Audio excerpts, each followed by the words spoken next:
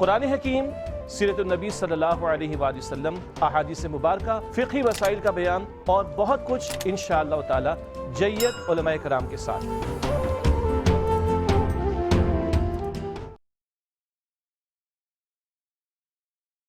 اعوذ باللہ من الشیطان الرجیم، بسم اللہ الرحمن الرحیم۔ خواتین و حضرات، السلام علیکم ورحمۃ اللہ وبرکاتہ و مغفرتہ۔ پروگرام احکام شریعت ہے اور حسب سابق فقہ حنفی سے متعلق مسائل کے ساتھ آپ کی خدمت میں حاضر ہیں۔ ہم نے بارہا اعلان کیا، اس کو ذہن میں رکھیں، دوسروں تک پہنچائیں کہ جو بھی پروگرام آپ کیو ٹی وی کے دیکھنا چاہیں وہ ہمارے آفیشیل پیج، فیس بک کے آفیشیل پیج پر بھی آپ کو مل جائیں گے، اس طرح ایئر وائی کا یوٹیوب چینل پر بھی آپ کو ملیں گے، اور اس کے علاوہ ویب سائٹ ہے www.arvyqtv.tv، اس پر بھی آپ کو یہ پروگرام اویلیبل ہوں گے۔ خود بھی دیکھیے، دوسروں کو ترغیب بھی دیجیے۔ ایک کسی نے پوچھا تھا، کچھ اور کویسچنس ہیں کہ عورت کا خاوند اگر روزگار کی تلاش میں شہر سے یا ملک سے باہر چلے جائے اور کچھ عرصے بعد اس سے مکمل طور پہ رابطہ ختم ہو جائے، نہ فون نہ کوئی خط وغیرہ ہو، اور 8 سے 10 سال گزر جائیں، تو کیا عورت دوسرا نکاح کر سکتی ہے یا نہیں؟ دیکھیں، اگر دوسرے شہر میں چلا گیا ایک ہی ملک میں، تو اس کو تلاش کرنا کوئی اتنا مشکل نہیں ہے۔ بالفرض اگر اس کی اطلاع نہیں مل رہی تو ہر ایک پریشان ہوتا ہے، پولیس سے رابطہ کرتا ہے کہ ہو سکتا ہے ایکسیڈنٹ نہ ہو گیا ہو، کوئی دیگر مسائل نہ ہو گئے ہوں، تو اس طرح کی کوششیں بروئے کار لائی جائیں گی، اور امید ہے کہ اگر وہ زندہ ہوگا تو وہ کچھ عرصے بعد اویلیبل ہو جائے گا۔ لہٰذا اس میں 8-10 سال گزر جانا یہ حیرت انگیز ہے، اس میں تلاش کرنی چاہیے۔ لیکن فرض کر لیں کہ اگر وہ دوسرے شہر میں گیا اور اس کا نام و نشان مٹ گیا، آپ نے ہر طرح اداروں کے ذرائع اختیار کر لیے لیکن شوہر کی کوئی خبر نہ ہو، تو پھر ایسا نہیں ہے کہ 8-10 سال گزر جانے پر عورت از خود دوسرا نکاح کر لے گی، بلکہ وہ یا تو کورٹ سے رجوع کرے یا شہر کے بڑے مفتی صاحب سے رابطہ کرے، جو قاضی کے قائم مقام ہوتے ہیں آج کل کے دور میں۔ وہ عورت کو کم از کم 4 سال تک انتظار کا حکم دیں گے۔ ان کے حکم کے بعد وہ 4 سال انتظار کرے، وہ بھی امام مالک رحمۃ اللہ علیہ کے مسئلے پر، ورنہ امام اعظم رضی اللہ تعالیٰ عنہ کا مسئلہ تو بہت ہی سخت ہے کہ آپ تو یہ ارشاد فرماتے ہیں کہ شوہر کی عمر کے لحاظ سے 70 سال تک انتظار کرے گی، یعنی مثال کے طور پہ اگر شوہر 40 سال کا تھا تو 30 سال ویٹ کر کے پھر وہ نکاح کر سکتی ہے، ورنہ نہیں۔ تو اب اگر وہ بچی بالفرض 20 سال کی ہے تو 30 سال اگر ویٹ کرے گی تو وہ تو خود 50 سال کی ہو جائے گی۔ اس لیے امام اعظم رضی اللہ تعالیٰ عنہ کے قول میں بظاہر سختی ہے، لیکن حکمت بہت پوشیدہ ہے کہ آپ نے اس لیے یہ حکم دیا کہ نبی کریم صلی اللہ علیہ وسلم نے ارشاد فرمایا کہ میری امت کی اوسط عمر 60 سے 70 سال کے درمیان ہوگی،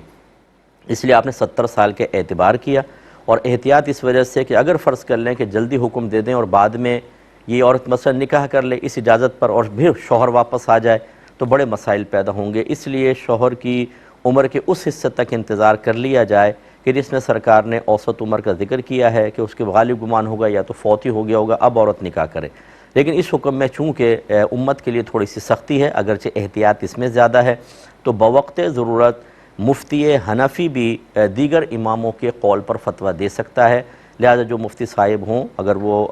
جیسے اکثر ہمارے یہ ملکی قانون بھی ایسے ہی ہے کہ اتنا زیادہ ویٹ نہیں کرے گی عورت، تو بہرحال اس میں 4 سال کا حکم دیا جا سکتا ہے۔ مفتی صاحب کی اجازت کے بعد وہ 4 سال ویٹ کرے، اور وہ مفتی صاحب بھی ایسے اجازت نہیں دے دیں گے، پوری تحقیق کریں گے، گواہیاں طلب کریں گے، اور اس کے بعد جب مطمئن ہوں گے تو مدت دیں گے۔ اس کے بعد پھر وہ مدت گزار کر پھر دوبارہ آ کے وہ دعویٰ دائر کرے کہ وہ شوہر کی کوئی اطلاع نہیں ملی ہے، اور پھر گواہ بھی اسی طرح گواہی دیں۔ اس کے بعد عورت کو اجازت مل جائے گی کہ وہ دوسرا نکاح کر سکے۔ اور باہر کے ملک میں اس سے زیادہ مطلب خیال کیا جائے گا، کیونکہ اپنے ملک میں تو پھر بھی تلاش ہو سکتی ہے، باہر ذرا مشکل، اور خاص طور پر اگر وہ ایسے علاقے میں چلا گیا کہ جہاں جنگ ہو رہی ہو، کہ جہاں مطلب کوئی اطلاع ملے نہیں، وہاں پہ پہنچ نہ سکیں، تو اس میں خاص طور پہ عورت کا خیال کر کے، لیکن اسی پروسیس کے ساتھ عورت ویٹ کرے گی، اور اس کے بعد اس کو نکاح کی اجازت دے دی جائے گی۔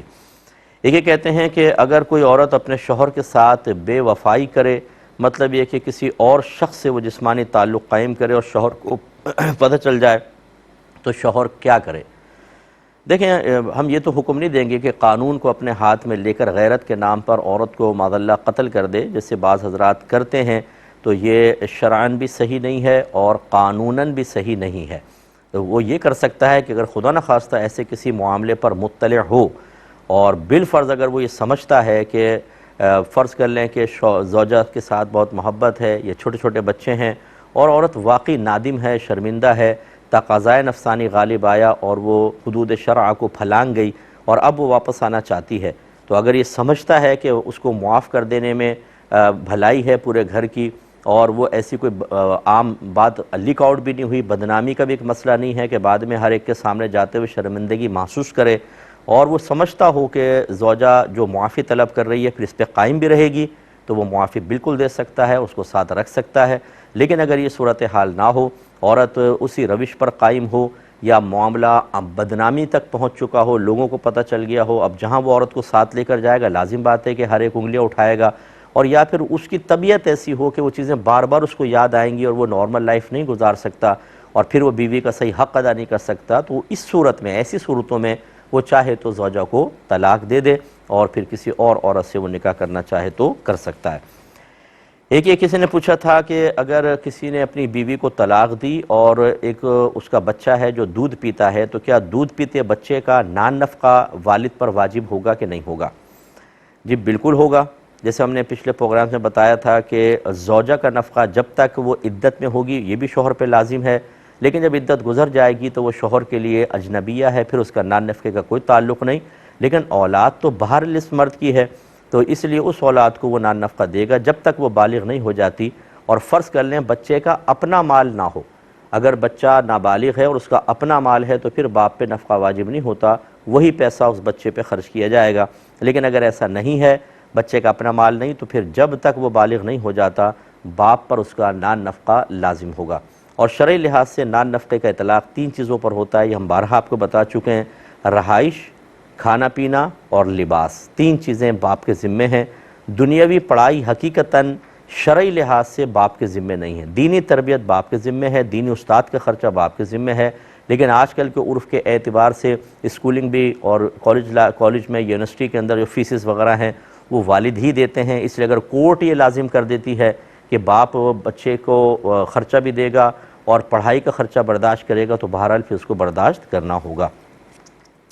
ایک کالر ہمارے ساتھ ہیں، پہلے کال لے لیں گے پھر انشاءاللہ جوابات کی طرف آتے ہیں۔ السلام علیکم۔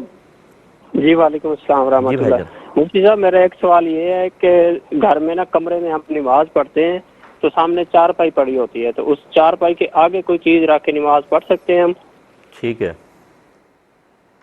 ایک اور کالر ہیں۔ السلام علیکم۔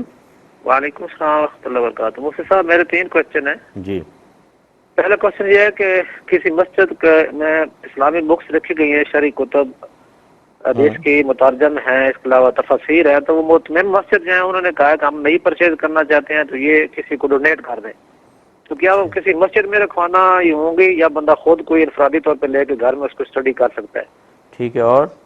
دوسرا کوشچن میرا یہ ہے کہ واش روم میں اگر بندہ جاتا ہے تو فراغت کے بعد نارملی ہاتھ دھو لیتے ہیں، اس میں صابن وغیرہ نہ کلمہ پڑا جاتا ہے، تو ان کے جو نمی ہوتی ہے کپڑوں میں لگتی ہے اس کے لیے کیا حکم ہوگا؟ ٹھیک ہے، اور تیسرا سوال میرا یہ ہے کہ اگر بندہ کوئی لون لے کے جانا چاہے عمرہ پہ تو اس کے لیے کیا حکم ہوگا؟ ویسے نارملی جو کاروباری لوگ ہوتے ہیں ان پہ کافی لون ہوتا ہے، وہ کاروبار میں انویسٹمنٹ کچھ پیسے کیے ہوتے ہیں، لین دین کا معاملہ ہوتا ہے، تو ان کے لیے کیا حکم؟ ٹھیک ہے، اور میں انشاءاللہ عرض کرتا ہوں۔ یہ لے لیتے ہیں پہلے انہوں نے کہا کہ اگر سامنے چارپائی بچھی ہو تو اس کے سامنے کوئی چیز رکھ کے ہم نماز پڑھ سکتے ہیں۔ دیکھیں اگر تو چارپائی پہ کوئی شخص لیٹا ہوا ہے اور اس کا چہرہ آپ کی طرف ہے، پھر تو اس کی طرف رخ کر کے نماز پڑھنا یہ مکروہ ہوتا ہے۔ اگر اس کی پیٹھ ہے تو کراہت کم ہے، لیکن پھر بھی سامنے کوئی شخص ہو تو نہیں نماز پڑھنی چاہیے، کہ اگر اس نے کروٹ لی بھی ہوئی ہے ہو سکتا ہے وہ ابھی پلٹ جائے تو یہ کراہت کے ساتھ نماز ہوگی، اور اگر اس پہ کوئی بھی نہیں ہے تو پھر خالی چارپائی کے سامنے نماز پڑھنا منع کوئی ہے؟ اگر اس پہ کوئی نہیں لیٹا ہوا تو درمیان میں کوئی سترہ وغیرہ قائم کرنے کی بالکل حاجت نہیں ہے، اب آپ چارپائی کی طرف رخ کر کے بھی نماز پڑھ سکتے ہیں۔ ایک انہوں نے کویسچن کیا کہ مسجد میں اسلامی کتب رکھی ہوں تو وہ پرانی ہو گئیں، کمیٹی چاہتی ہے کسی کو ڈونیٹ کر دیں اور نئی کتب وہاں پر رکھ دیں، وہی والی کتب یا دوسری نئی رکھ دیں، اور تو کیا ہم ان کو لے جا سکتے ہیں؟ دیکھیں اگر تو وہ کسی شخص نے وقف کی تھیں مسجد کے لیے، تو جب تک وہ اتنی بوسیدہ نہ ہو جائیں کہ ہاتھ لگائیں تو پھٹنے لگ جائیں، کمیٹی کو بھی اختیار نہیں ہے کہ وہ ان کو کسی اور جگہ وہ ڈونیٹ کر دیں، وہ اسی جگہ رکھی جائیں گی، وہ وقف شدہ ہیں، وہیں پر لوگ بیٹھ کر اس کو پڑھیں گے، کہیں اور نہیں بھیج سکتے ہیں۔ ہاں اگر وہ ضرورت سے زائد ہو گئیں، جیسے 3-4 سیٹ کسی چیز کے آ گئے، ایک ہی کتاب کے 3-4 سیٹ آ گئے اور ایک ہی سیٹ استعمال ہو رہا ہے باقی نہیں، تو یہ کر سکتے ہیں کہ وہ دوسری مساجد کے اندر جہاں پہ لائبریریز وغیرہ ہوں وہاں پر وہ اس کو دے سکتے ہیں تاکہ وہ پڑھی جائیں، کیونکہ اضافی ہو جائے تو ایسا کر سکتے ہیں، یا پھر اس کو سیل کر کے وہ پیسہ بھی کتابوں کی مد میں خرچ کریں۔ یہ نہیں کر سکتے کہ پرانی ہوگی تو کوئی شخص اپنے گھر میں لے جائے گا، چلو مطالعہ کروں گا، کون سا 24 گھنٹے کرے گا، کون سا لگاتار کرے گا، تو پھر وہ وقف کی چیز جو کسی نے اس لیے رکھی تھی تاکہ پڑھی جائیں اور ہمارے لیے یا مرحومین کے لیے ثواب جاریہ ہو، وہ ثواب جاریہ رک جائے گا۔ اسی لیے مساجد میں وقف شدہ قرآن اپنے گھر پہ نہیں لے جا سکتے، چاہے پڑھنے کے ارادے سے لے کے جائیں، وہیں بیٹھ کے پڑھیں، وہیں رکھیں تاکہ جب آپ نہ ہوں تو آپ کی غیر موجودگی میں کوئی اور بھی پڑھ سکے، ورنہ آپ گھر لے جائیں گے، جب آپ نے پڑھا پھر رکھ دیا، پھر اور تو کوئی پڑھ ہی نہیں رہا، تو اس وقت میں اگر کوئی مسجد میں آ کے پڑھنا چاہتے ہیں تو اس قرآن کو کم از کم نہیں پڑھ سکے گا، کیونکہ آپ گھر پر لے آئے، تو رکھنے والے جو واقف ہے اس کے لیے ثواب جاریہ منقطع ہوگا اور یہ قطعاً غیر مناسب ہے، تو اس لیے کتابیں وہیں پر رکھیں۔ ہاں بوسیدہ ہو جائیں تو پھر الگ بات ہے، ضرورت سے زائد ہو جائیں دوسری مسجد میں یا سیل کر کے پھر وہ مسجد کے اندر دیگر کتابیں رکھی جا سکتی ہیں۔ ایک چھوٹا سا بریک لیں گے، ہمیں یقین ہے ہمارے ساتھ ہی رہیں گے۔ بسم اللہ الرحمن الرحیم۔ یہ بھائی نے کویسچن کیا کہ واش روم سے فارغ ہو کر پھر بعض اوقات بغیر صابن کے ہاتھ دھو لیے جاتے ہیں، کلمہ پڑھ لیا جاتا ہے، تو کیا جو ہاتھ میں نمی رہ گئی اگر وہ کپڑوں پہ لگ جائے تو کیا کپڑے ناپاک ہوں گے؟ دیکھیں پہلی بات تو اچھی طرح یاد رکھیں، جب آپ پانی استعمال کرتے ہیں تو پاکی کے لیے کلمے کا کوئی تعلق نہیں، نہ غسل کرنے کے لیے، نہ وضو کے لیے، اور نہ اسی طریقے سے کوئی نجاست حقیقیہ جو ظاہری نجاست ہے اسے دور کرنے کے لیے کلمہ نہیں پڑھا جائے گا، یہاں کلمے کا محل ہی نہیں ہے، کیونکہ کلمے سے پاکی کا کوئی تعلق نہیں، پانی کے بہانے سے تعلق ہے۔ اعضائے وضو پر پانی بہے گا تو وضو ہو جائے گا، اعضائے جسم پر پانی بہے گا مکمل طور پہ، ایک دفعہ آپ نے بہا لیا، ناک میں پانی چڑھایا کلی کی تو غسل ہوگا، اسی طریقے سے نجاست حقیقیہ کو پانی بہا کر ساتھ لے گیا تو پاک ہوگے۔ کلمہ پڑھنے سے اس کا کوئی تعلق نہیں ہے، بلکہ ایسے مقام پہ کلمہ پڑھنا مناسب بھی نہیں ہے کہ گندگی کے اندر کو دور کرتے ہوئے آپ اگر پڑھ رہے ہوں کلمہ تو مناسب نہیں ہے، نہیں پڑھنا چاہیے۔ پہلی بات تو یہ۔ دوسری بات یہ ہے کہ صابن استعمال کرنا لازم نہیں، لیکن اسمیل دور کرنا ضروری ہوتا ہے، یہ استنجا کی سنتوں کے اندر ہے، اور یہ لکھا ہے اکابرین نے کہ اکثر لوگ اس سے غافل ہیں کہ استنجا کرتے ہوئے، بڑا استنجا جس کو کہتے ہیں ہم، اتنا پانی استعمال کرنا چاہیے کہ مزید اسمیل وغیرہ نہ جسم پہ رہے نہ ہاتھ پر رہے، اتنا پانی یوز کریں۔ صابن استعمال کرنا افضل ہے لیکن واجب نہیں ہوتا، اس لیے بہت سے لوگ جو ہیں جیسے گاؤں وغیرہ میں ہوتے ہیں بعض کا مٹی بھی استعمال کر لیتے ہیں اور اس سے دھو لیتے ہیں تو وہ اسمیل دور ہو جائے، لیکن صابن استعمال کرنا افضل ہوتا ہے۔ لہٰذا اگر آپ نے صابن استعمال نہیں کیا، ہاتھ سے اسمیل وغیرہ سب ختم ہے، اب وہ ہاتھ پاک ہے، وہ نمی اگر کہیں پر لگ جائے تو کوئی مسئلہ نہیں ہے، لیکن اگر نجاست کا اثر موجود ہے، باقاعدہ جسم کوئی نجاست کا رہ گیا خدا نخواستہ، یقینی سی بات ہے اس سے جو پانی لگے گا ناپاک ہوگا اور وہ کپڑوں تک پہنچے گا تو ناپاک ہوگا، اس لیے اچھی طریقے سے صابن کے ساتھ، اور صابن نہ ہو تو کم از کم اتنا پانی بہائیں کہ دل کو مکمل طور پہ اطمینان ہو جائے کہ نجاست کا جسم بھی ختم ہو گیا، اسمیل وغیرہ بھی بالکل ختم ہو گئی ہے، تب وہ کپڑے ہاتھ وغیرہ پاک ہوں گے۔ چاہیے جو انہوں نے پوچھا کہ بعض لوگ قرضہ لے کر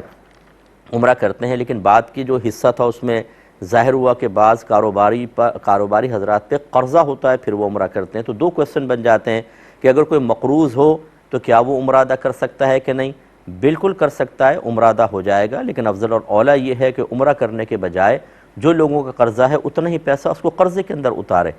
بعض لوگ یہ سمجھتے ہیں کہ ہم عمرہ کر لیتے ہیں تو شاید گناہوں کا کفارہ ہو جائے گا تو بس گناہ سے پاک ہو جائیں، باقی قرضہ بعد میں دے دیں گے۔ ٹھیک ہے، بہت اچھی بات ہے، یہ سوچ اچھی ہے، لیکن جب انسان پر قرضہ ہو تو عمرہ ایک مستحب عمل ہے یا سنت عمل ہے، اور قرضہ اتارنا جبکہ آدمی اس پر قدرت رکھتا ہو یہ واجب ہے، اور خصوصاً جب سامنے والا مطالبہ کر رہا ہو، اب اس کو پیسے نہیں دے رہے عمرہ کرنے چلے گئے، غلط ہے، پہلے فوراً سے پیشتر اپنا قرضہ اتاریں، چاہے اس عمرے کے پیسے سے پورا قرضہ نہ اتر سکے، کچھ نہ کچھ حصہ تو اترے گا، لہٰذا قرضہ مطلب جب تک باقی ہے قرضے میں پیسہ لگائیں، عمرے پہ نہیں۔ دوسرا حصہ یہ ہو سکتا ہے کہ جی میرے پاس پیسہ نہیں ہے، قرضہ لے کر عمرہ کر سکتے ہیں کہ نہیں، تو یہ بھی ہم منع کریں گے، کیونکہ نبی کریم صلی اللہ علیہ وسلم نے بغیر کسی ضرورت کے کسی کے سامنے دست سوال دراز کرنے کو منع کیا ہے، اور عمرہ کوئی ایسی حاجت یا ضرورت نہیں ہے، وہ تو ایک مستحب عمل ہے یا سنت عمل ہے، اس کو نہ بھی کریں تو آخرت میں کوئی مطالبہ نہیں، اس کے لیے قرض مانگنا اپنے آپ کو ایک طریقے سے نیچے لیول پر لے کر آنا، کیونکہ جب ہم کسی سے قرضہ لیتے ہیں تو یقیناً اس سے تھوڑا سا دب جاتے ہیں۔ الاحسان یقطع اللسان، یہ بھی مقولہ ہے کہ احسان زبان کو کاٹ دیتا ہے۔ جس سے آپ نے قرضہ لیا اس کو نیکی کا حکم نہیں کر سکتے، اسے برائی سے نہیں روک سکتے، تو خواہ مخواہ بلا ضرورت قرضہ لے کر عمرے کرنے کی اجازت نہیں ہوگی۔ اس میں صبر کرے آدمی، اگر اس کے پاس پیسہ نہیں ہے، لیکن قرض لے کر عمرہ نہ کیا جائے۔ اور یہ آپ کو چلیں پہلے میں کال لیتا ہوں، پھر ایک آخری بات اور عرض کروں گا۔ ایک کالر ہیں، السلام علیکم۔ السلام علیکم۔ جی وعلیکم السلام۔ جی صاحب میرے دو سوال ہیں۔ جی ایک سوال میرا پاکی سے متعلق ہے دونوں۔ ایک سوال تو میرا یہ تھا، جیسے خاتون ہے ان کے گھر میں نا ماسی آتی ہے تو وہ کپڑے سارے مکس کر کے دھو لیتی ہے اور اچھی طرح سنبھال کے رسی پہ ڈال دیتی ہے، لیکن ہم لوگ دیکھتے ہیں نا ہمارے مطابق وہ پاک نہیں ہوئے ہوتے جو ہم جو ٹب سسٹم سے پاک کرتے ہیں۔ تو ہم اگر یوں کریں جیسے ایک رسی پہ کپڑا پھیلا دیا اور پھر کپڑے ڈال دیے تو یہ صحیح رہے گا؟ پہلے سوال۔ اور دوسرا مجھے پوچھنا تھا، جو ہم لوگ یہ سنتے ہیں نا جو ٹب میں کپڑے 2-3 ڈال دیں پھر تھوڑا سا پانی بھیج جائے تو وہ پاک ہے، تو مجھ جیسے جو پانی بھیجانے کی مقدار ہے نا، اس کا کیا تصور کریں؟ 2-3 سیکنڈ پانی بھیج جائے یا کتنا پانی بھیج جائے؟ ٹھیک ہے، اس کا تعین کیسے کریں گے؟ ٹھیک ہے میں بتاتا ہوں انشاءاللہ۔ ایک اور کالر ہیں، السلام علیکم۔ وعلیکم السلام۔ مفتی صاحب میرے 3 سوال ہیں۔ جی فرمائیے۔ میں ہر نماز کے لیے تازہ وضو کرتا ہوں، والدہ مجھے منع کرتی ہیں سردی کی وجہ سے کہ یہ غلط طریقہ ہے۔ جی سردی کی وجہ سے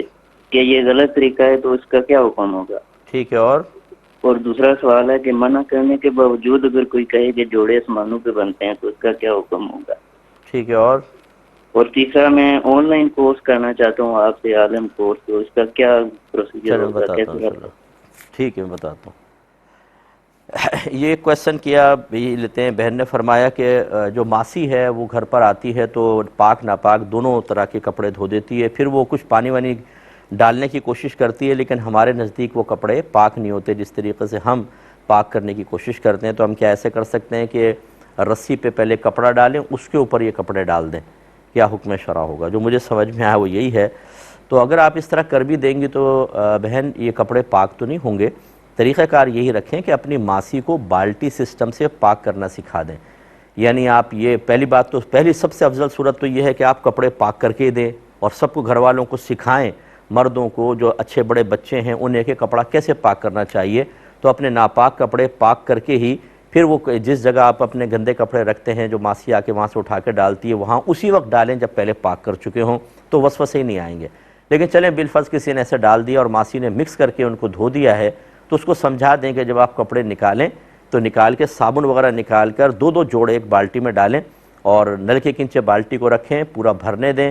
جب بالٹی پوری بھر جائے تو ہلکا سا ہاتھ ایسے رکھیں کہ کپڑا کا کوئی حصہ پانی کی سطح سے باہر نہ ہو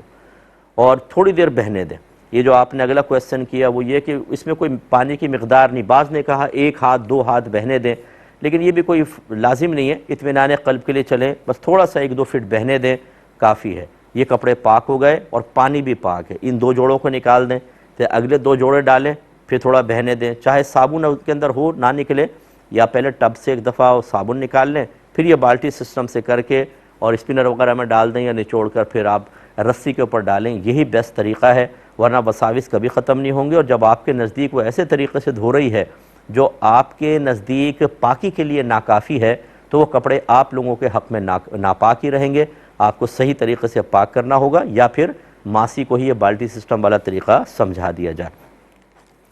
ایک یہ بھائی نے کہا کہ میں چاہتا ہوں کہ ہر نماز کے لیے تازہ وضو کروں لیکن والدہ سردی کی وجہ سے منع کرتی ہیں، تو کیا حکم ہوگا؟ دیکھیں تازہ وضو کرنا مستحب ہے اور والدہ کا وہ حکم جو دائرہ شریعت میں اور حکمت کے ساتھ ہو ماننا لازم ہے، واجب اور فرض کا درجہ رکھتا ہے۔ اور خاص طور پہ اگر والدہ کی ناراضگی کا اندیشہ ہو کہ اگر آپ سمجھتے میں نافرمانی کروں تو والدہ کا دل دکھے گا، ناراض ہوں گی، غصے میں آ جائیں گی، تو پھر آپ کو دوسرا وضو تازہ وضو نہیں کرنا چاہیے۔ اگرچہ افضل یہی ہے کہ ہر نماز کے لیے تازہ وضو کریں، لیکن ماں کا حکم آپ کے اس افضلیت یا استحباب کے معاملے کے حصول سے بڑھ کر ہے، اس لیے والدہ کو فوقیت دیجیے اور ایسا نہ کریں۔ اور اگر والدہ صرف ویسی آپ کو کہہ رہی ہیں آپ کرتے بھی ہیں تو کوئی ناراض نہیں ہوتی تو یہ ایک مشورہ ہوگا والدہ کا، پھر آپ کر سکتے ہیں، لیکن اگر ناراضگی کا اندیشہ ہے تو بہرحال وہی حکم ہے جو عرض کیا۔ یہ کہتے ہیں کہ اگر کسی کو منع کیا جائے بھائی یوں نہ کہو کہ جوڑے آسمانوں پہ بنتے ہیں لیکن وہ پھر بھی باز نہ آئے تو کیا حکم شرع ہوگا؟ دیکھیں اگر تو وہ اچھا عقیدہ جانتا ہے اور وہ کہتا ہے کہ میں بس اس وجہ سے کہتا ہوں کہ جوڑے آسمان پہ بنتے ہیں، اس سے میں لفظ یہ کہہ رہا ہوں لیکن مراد یہ ہے کہ اللہ تبارک و تعالیٰ کے فیصلے سے بنتے ہیں، تو تعویل کی گنجائش ہے، پھر اس پہ حکم سخت نہیں لگے گا۔ اور اگر خدا نخواستہ وہ کہتا ہے میرا ارادہ یہ ہے کہ اللہ تعالیٰ آسمان پر ہے اور جوڑے آسمان پر بننے کا مطلب اللہ تعالیٰ آسمان پر فیصلہ فرماتا ہے، تو اب چونکہ اس نے اللہ تبارک و تعالیٰ کے لیے ایک سمت کا تعین کر دیا، اس وجہ سے اس پہ سخت حکم لگ سکتا ہے۔ اور جو عمومی طور پہ لوگ کہتے ہیں کہ جوڑے آسمانوں پہ بنتے ہیں، وہ عقیدے کے اعتبار سے نہیں کہتے کہ اللہ تعالیٰ آسمان پر ہے وہاں پر جوڑے بنا رہا ہے، بلکہ مراد یہی ہوتی ہے کہ تقدیر میں یعنی اللہ کے ازلی فیصلے کی بنیاد پر ہی جوڑے بنتے ہیں، جس کے ساتھ اللہ نے کسی کا جوڑ بنا دیا ہے، ازلی فیصلہ فرما دیا ہے، ویسے ہی ہوگا۔ کوئی کسی دوسرے کے سے شادی نہیں کر سکتا، یعنی جو اللہ نے فیصلہ نہ کیا ہو اور تب بھی وہ حکمت اور کوئی تدبیر سے کر لے، ایسا بالکل پاسبل نہیں ہے۔ اسی کے ساتھ شادی ہوگی جس کے ساتھ اللہ تبارک و تعالیٰ نے فیصلہ فرمایا۔ لہٰذا کوشش یہ کریں کہ انہی الفاظ کو ادا کریں جو صحیح عقیدے کو ظاہر بھی کر رہے ہوں، اور وہ بہتر یہی ہے کہ جی یوں نہ کہیں جوڑے آسمانوں پہ بنتے ہیں، بلکہ یہ کہا جائے کہ جو بھی شادیاں ہوتی ہیں وہ اللہ تعالیٰ کے ازلی فیصلے کے مطابق ہوتی ہیں، لیکن چونکہ ہمیں پتہ نہیں ہوتا، ہم کوشش کرتے ہیں، رشتہ لے کر جاتے ہیں، سفارشیں بعض اوقات کرواتے ہیں، قائل کرتے ہیں لوگوں کو کہ ہمارے ساتھ شادی کرنا یا ہمارے بچے کے ساتھ شادی کرنا یا بیٹی کے ساتھ شادی کرنا آپ کے لیے فائدہ مند ہوگا۔ یہ دنیاوی تدابیر ہم اسی لیے اختیار کرتے ہیں کہ انجام کا ہمیں نہیں پتہ ہوتا، لیکن عقیدہ یہ رکھنا ضروری ہے کہ ہم جو بھی کوشش کریں رزلٹ وہ نکلے گا جو اللہ تعالیٰ نے ازل سے فیصلہ کیا ہوا ہے۔ تو اس قسم کے جب کوئی الفاظ ادا کرے اسے پیار سے سمجھائیں، اور جس کو سمجھایا جائے وہ ہٹ دھرمی پر نہ آئے۔ وہ مطلب اگر عقیدے کے بارے میں زیادہ معلومات نہیں ہیں تو اپنی عقل سے اگر عقیدے کے بارے میں کچھ کریں گے تو ہو سکتا ہے ایمان کی خرابی بھی لازم آ جائے، اس لیے دونوں جانب سے احتیاط ہونی چاہیے۔ ایک کالر مزید ساتھ ہیں۔ السلام علیکم۔ السلام علیکم۔ جی بہن، شوہر نے پیسے دیے شاپنگ کے لیے۔ کس نے دیے؟ شوہر نے پیسے دیے شاپنگ کے لیے، جی جی، اور دھیان نہ رہا، اور بیوی نے اپنے بھائی کے لیے بھی ایک شرٹ اور شال خرید دی۔ جب کسی پتہ ہے کہ شوہر کو پتہ چلے گا تو وہ پسند نہیں کرتے، تو اب کیا کرنا؟ اچھا، یہ شوہر کی ناراضگی کا اندیشہ ہے اگر معلوم ہوگا تو؟ جی جی جی، ٹھیک ہے، میں عرض کرتا ہے اندیشہ نہیں ہے، پکا پتہ ہے۔ ہوں۔ ٹھیک ہے بہن، میں عرض کرتا ہوں انشاءاللہ۔ اوکے۔ ایک اور کالر ہیں۔ السلام علیکم۔ وعلیکم السلام مفتی صاحب۔ جی فرمائیے۔ جی جی فرمائیے، آواز آ رہی ہے۔ جی میں بول رہی ہوں نا، جیسے کہ لپسٹک جو ہم لوگ لگاتے ہیں تو لپسٹک میں مطلب کچھ حرام ملا ہوا یا نہیں ملا ہوا مجھے نہیں پتا، تو کیا لگانا جائز ہے نہیں؟ ٹھیک ہے۔ اور دوسرا سوال ہے میرا کہ میرا آئیبرو سب بڑھتا ہے زیادہ، تو کیا میں آئیبرو بنا سکتی ہوں یا نہیں؟ اور تیسرا سوال ہے کہ قضا نماز جیسے کہ عمر قضا کے پڑھتے ہیں الگ، اور اگر ایک دن کا چھوٹ گیا تو سب عمر قضا سے پڑھ سکتے ہیں کہ نارمل قضا نماز پڑھنا پڑے گا؟ اور ایک اور ہے کہ مطلب یہ دوبارہ کہیے گا، اگر کیا کہہ رہی ہیں کہ کافی دنوں کی نماز ہو آپ کی قضا تو کیا کہہ رہی ہیں؟ مفتی صاحب جیسے کہ کافی دنوں کی نماز سے عمر قضا پڑھتے ہیں نا، اور اگر کل کا ہو جیسے ایک دن کا ہو تو اس کو کیسے پڑھا جائے؟ پورا پڑھا جائے کہ عمر قضا سے کم پڑھا جائے؟ چلے میں سمجھ گیا، ٹھیک ہے۔ اور مختصر بریک ہے، انشاءاللہ حاضر ہوتے ہیں چھوٹے سے بریک کے بعد۔ بسم اللہ الرحمن الرحیم۔ بہن نے فرمایا کہ شوہر نے شاپنگ کے لیے پیسے دیے تھے، اور مجھے معلوم ہے کہ اگر میں اپنے بھائی کے لیے کوئی اسی پیسے سے چیز لوں گی تو شوہر ضرور ناراض ہوں گے، تو کیا میں لے سکتی ہوں کہ نہیں؟ دیکھیں ایسی صورت میں آپ نہیں لے سکتی، کیونکہ شوہر کی ناراضگی ظاہر کرتی ہے کہ اس نے مقید شاپنگ کی اجازت دی ہے، بغیر وداؤٹ اینی کنڈیشن، اس کو مطلق کہتے ہیں، اس شاپنگ کی اجازت نہیں ہے۔ اور ایسا کوئی بھی طرز عمل اختیار کرنا جس سے خواہ شوہر ناراض ہو اور آپ کے گھر کے ماحول خراب ہو، وہ مناسب نہیں ہوتا۔ اگر بھائی کے لیے لینا چاہیں تو اپنی پاکٹ منی سے آپ لے لیں، وہ تو کوئی حرج نہیں ہے، چلو اگر آپ بھائی کو ضرورت ہے تو آپ دے سکتی ہیں، لیکن جب شوہر یقین ہے کہ ناراض ہوگا تو پھر اس کے پیسے سے نہ لیں، ورنہ آپ گناہگار بھی ہو سکتی ہیں، بلکہ ہوں گی گناہگار، کہ اگر شوہر کو معلوم ہوگا، لازم بات ہے کہ وہ ناراض بھی ہوگا اور آپ پر اعتماد بھی کم ہوگا، گھر کا ماحول بھی خراب ہوگا، اور وہ آپ نے ایک شک کا راستہ کھول دیا کہ جب میں نے تمہیں منع کیا تھا تم نے اس کے باوجود کیا، اس کا مطلب تم ہر چیز میں نافرمانی کر سکتی ہو، تو خواہ اپنے گھر کو کیوں خراب کریں؟ یہ دانش مندی کی بات نہیں ہوتی۔ بھائیوں بہنوں کو کچھ دینا منع نہیں ہے، اپنے پیسے سے دیں، یا اگر شوہر نے دیا ہے اور آپ کو مالک بنا دیا، کلی اختیار دیا تب، لیکن اس طرح کی ناراضگی کے موقعوں پہ ہرگز نہیں کرنا چاہیے۔ بہن نے فرمایا کہ میں لپسٹک لگاتی ہوں لیکن مجھے نہیں پتا کہ اس میں حرام کی ملاوٹ ہے یا نہیں ہے۔ دیکھیں، آپ کو حرام کی ملاوٹ کا معلوم، یقینی طور پہ معلوم نہ ہونا اس کے استعمال کے جائز ہونے کی دلیل ہے۔ حرام ہم اسی وقت کسی چیز کو کہیں گے جب ہمیں قطعی طور پہ یقین حاصل ہوگا۔ اور قطعی یقین کیسے حاصل ہوگا؟ کہ نجاست کو ملتے ہوئے آپ نے اپنی آنکھوں سے دیکھا ہو، خود کارخانے میں جا کے ملتے ہوئے دیکھا ہو، یا پھر کسی عادل مسلمان نے، نیک پرہیزگار متقی صاحب علم جس سے کبھی جھوٹ منقول نہ ہوا ہو، آپ نے تحقیق کی، گھر میں، مارکیٹ وغیرہ میں، ہر جگہ وہ اسی طرح متقی ہے، پرہیزگار ہے، اس نے یہ کہا ہو کہ میں نے دیکھا ہے کہ اس میں یہ ناجائز چیز ملی ہے، تو اس کا دیکھ کر خبر دینا ایسے ہی ہے جیسے آپ نے خود دیکھا ہو۔ یا وہ اس میں اسمیل وغیرہ ایسی آ رہی ہو کسی گندگی کی، خراب چیز کی، کوئی ایسی چیز آپ یوز کر رہے ہیں کہ نجاست کا اثر اس میں ظاہر ہو رہا ہو، تب ہوتا ہے۔ یا پھر کوئی فاسق و فاجر ہو، مسلمان، گناہ گار مسلمان ہے، یا ایسا مسلمان کہ اس کا ظاہر تو شرع کے موافق نظر آئے لیکن آپ نے تحقیق نہیں کی کہ واقعی یہ متقی پرہیزگار بھی ہے کہ نہیں، اسے کہتے ہیں مستور الحال، یعنی جس کا حال پوشیدہ ہو، پوری حال واضح نہ ہو۔ اگر یہ فاسق فاجر مستور الحال کہیں کہ ہم نے دیکھا ہے اس میں نجاست ملی ہے، تو اس میں تحری واجب ہوتا ہے، واجب ہوتی ہے، یعنی دل سے غور و تفکر کریں کہ سچ کہہ رہے ہیں کہ جھوٹ۔ اگر ان کا سچ غالب نظر آئے کہ یہ سچ کہہ رہے ہوں گے، دل گواہی دے رہا ہے، تو بھی اس کا استعمال منع ہو جاتا ہے۔ یا کفار کی ایک بہت بڑی جماعت جو مختلف لوگ مختلف سٹیز کے اندر، کنٹریز کے اندر رہتے ہوں، اور وہ ایک بڑی جماعت خبر دے رہی ہو کہ ہم نے دیکھا ہے اس میں نجاست ملتے ہوئے، اور وہ جماعت بھی ایسی ہو کہ ان کا آپس میں ملاقات نہیں ہوئی کہ جھوٹ پہ اتفاق کر لیں، تو بھی ان کی خبر کا اعتبار ہو سکتا ہے، لیکن جبکہ وہ دیکھ کے کریں۔ یہ ذرائع ہوتے ہیں جن سے آپ کسی چیز کے اندر حرام کی ملاوٹ کا یقین حاصل کرتے ہیں، اس کے بعد پھر آپ کو استعمال نہیں کرنی چاہیے۔ باقی رہا غیر مسلم کی خبر دینا، یا خود کمپنی نے لکھ دیا ہو کہ اس میں ہم نے حرام کی ملاوٹ کی ہے، تو یہ جو حرام حلال پاکی ناپاکی کے مسائل ہیں، ان کو دیانات کے مسائل کہتے ہیں، اور اس میں کافر کی خبر کا کوئی اعتبار نہیں ہوتا۔ لہٰذا اگر فرض کر لیں کافر خبر دے رہا ہے اور آپ کو دل پہ بات جمتی بھی محسوس ہو رہی ہے کہ سچی کہہ رہا ہوگا، اور اس چیز کا استعمال کوئی لازم ضروری بھی نہیں ہے، تو آپ ان کی بات ماننا چاہیں تو مان سکتے ہیں، یہ تقویٰ ہے، آپ استعمال نہ کریں۔ اور اگر جیسے شریعت کہتی ہے کہ کافر کی ان باتوں، اس قسم کی خبروں کا کوئی اعتبار نہیں، اور آپ کہیں چاہے انہوں نے اجزاء ترکیبی لکھے، میں اس کا یقین نہیں کرتا ہوں، اور آپ استعمال کریں، تو فتویٰ یہ ہے کہ آپ کا استعمال کرنا بالکل جائز اور درست ہے۔ اور یہ یاد رکھیں، جب آپ تقویٰ اختیار کرتے ہیں کہ بھی اس میں لکھا ہے میں تقویٰ اختیار کر رہا ہوں، تو آپ کی ذات تک محدود ہوگا۔ اس تقوی کو بنیاد بنا کر آپ کسی پر حرام کا فتویٰ نہیں لگا سکتے۔ مثال کے طور پر ایک صابن ہے، اس میں اجزاء ترکیبی کے اندر ایسا کچھ لکھا ہے، آپ نے تقویٰ کر کے استعمال نہیں کر رہے، ایک امام صاحب استعمال کر رہے ہیں، آپ کو پتہ چل گیا، تو امام صاحب اگر فتوے پہ عمل کر رہے ہیں تو آپ ان پہ فتویٰ نہیں لگا سکتے کہ آپ حرام کام کر رہے ہیں، کیونکہ کافر کی خبر سے کا اعتبار نہیں، تو وہ اس صابن کا استعمال آپ کے حق میں شرعی لحاظ سے حرام نہیں ہوگا۔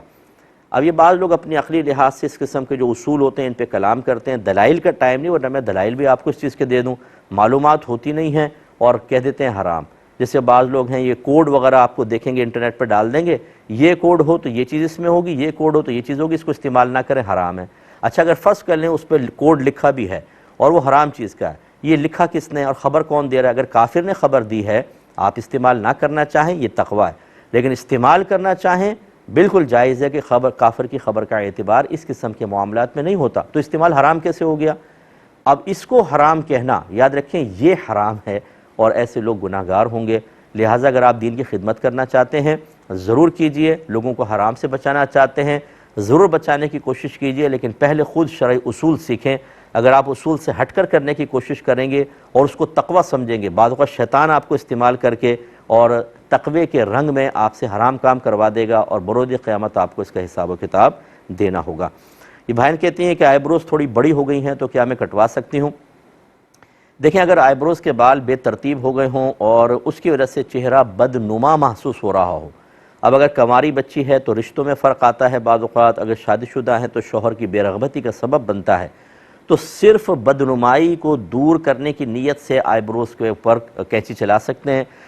لیکن اگر کوئی بہن قبول صورت ہیں اور وہ خوبصورت بننے کے لیے یا خوبصورت ہیں مزید خوبصورت بننے کے لیے ایسا کریں گی تو یہ پھر شرعاً منع ہوتا ہے، نبی کریم صلی اللہ علیہ وسلم نے اس سے منع فرمایا۔ یہ کہتی ہیں اگر قضائے عمری زیادہ ہوں تو کیا ہم ان کو مطلب تخفیف جیسے کرتے ہیں اس میں آسان کر کے پڑھتے ہیں، ایک آدھ نماز نکلے اس میں بھی کر سکتے ہیں؟ تو بالکل آپ کر سکتی ہیں، اور قضا کے اندر آسانی ہوتی ہے کہ آپ ثنا چھوڑ دیں، ڈائریکٹ الحمد سے شروع کریں، پھر صورت میں لائیں، رکوع میں جائیں، ایک بار تسبیح پڑھ لیں، لیکن بالکل جانے کے بعد پھر تسبیح پڑھیں گے، ٹھیک ہے۔ اس کے بعد رکوع سجود کے اندر بھی ایک بار تسبیح پڑھ لیں، اور جب آپ آخر میں بیٹھتے ہیں تو صرف التحیات پڑھ کے یوں کہیں اللہم صلی علی محمد اور سلام پھیر دیں۔ یہ آسان اور کم طریقہ ہے۔ اور اگر 4 رکعت فرض کی آپ قضا پڑھ رہی ہیں تو تیسری چوتھی میں تیسری اور چوتھی رکعت میں قراءت کے بجائے آپ صرف یہ کہیں سبحان اللہ سبحان اللہ سبحان اللہ، تو آپ پھر یہ دونوں آخری رکعتوں میں ایسا کر کے رکوع سجود کر کے کمپلیٹ کر سکتی ہیں۔ اور اگر وطر کی قضا کر رہی ہیں تو دعائے قنوت کی جگہ آپ صرف اس طرح کہہ لیں رب اغفر لی رب اغفر لی رب اغفر لی 3 مرتبہ، تو اس سے نماز شارٹ ہو جاتی ہے۔ جن کی کافی ساری نمازیں ہیں تو اس طریقے سے کر لیں تو نفس پہ گرا نہیں گزرتا ہے اور آسانی سے آپ وہ کر سکتی ہیں۔ ایک انہوں نے کہا تھا کہ